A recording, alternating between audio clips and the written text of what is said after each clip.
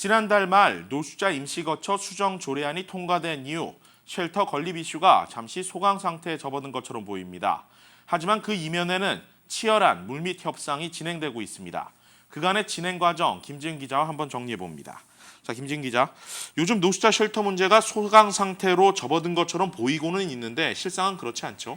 네, 일단 지난달 말 수정조례안이 통과된 이후에 LA시 의회가 휴회에 들어갔기 때문에 사실상 겉으로는 드러난 진행 절차는 아무것도 없습니다. 환경단체가 쉘터 후보지의 타당성 조사에 착수할 예정이라고만 알려진 상태고요. 하지만 한인사회 리더들과 LA시 측에서는 협의는 계속되고 있는 상황입니다. 우선 풀뿌리 시민단체죠. 윌셔 커뮤니티 연합은 LA시 측의 원칙적인 쉘터 건립 절차를 여전히 요구를 하고 있고요.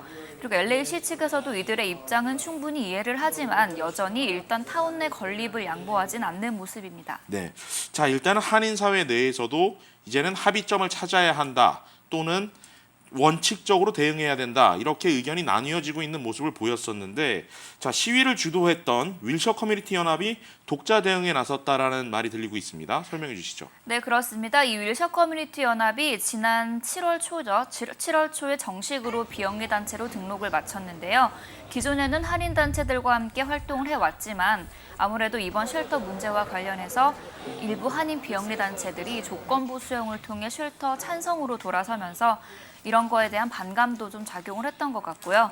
무엇보다 민주주의 절차를 통한 쉘터 건립을 원하는 한인들의 의견을 하나로 모아서 이 단일화된 소통 창구로서의 역할을 키워나가겠다는 입장입니다. 현재 윌셔 커뮤니티 연합은 일단 지난달 31일 7차 시위를 끝으로 당분간 더 이상의 시위는 하지 않겠다는 입장을 밝혔고요.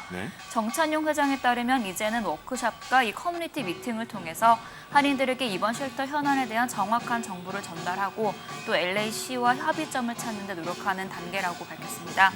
어제 워크숍이 있었고 또 이번 달 말에도 윌셔 커뮤니티 연합 주최로 타운홀 미팅이 예정돼 있는데요.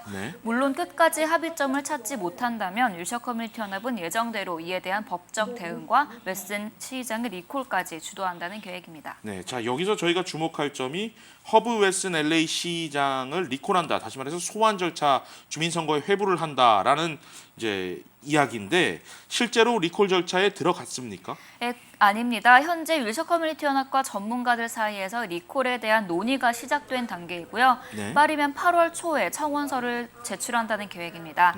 이 청원서가 제출되면 120일 안에 서명이 이루어져야 하는데 리콜 상정에는 이 10지구 유권자 서명 2만 개 정도가 넉넉히 필요한데요. 여기 10지구에 추산되는 한인 유권자만 한 7,500명 정도 되고 여기에 라티노 커뮤니티 플러스 이제 공화당 유권자들이 합하면 불가능하지 않는다 이런 계산이 나옵니다. 앞서 방글라데시 주민위의 투표 수만 계산을 하더라도 한 2만여 표가 나왔던 걸 감안하면 충분히 가능할 것 같습니다.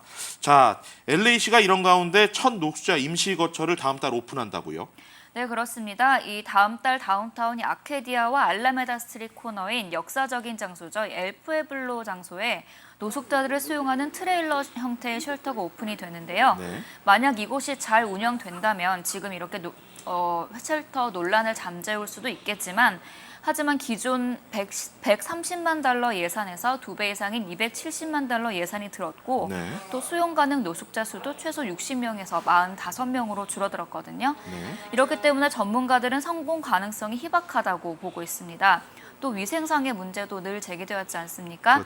하지만 이번 정부 프로젝트에는 이런 전염병 예방 대책이 없는 걸로 파악되면서 논란은 더욱 커지고 있습니다. 예, 일단 여전히 평행선인 건 확실해 보이는데 충분한 협의를 통해서 좀 합의점을 찾는 방향으로 가는 것이 맞지 않겠는가 이런 생각도 듭니다. 김지은 기자 수고 많았습니다.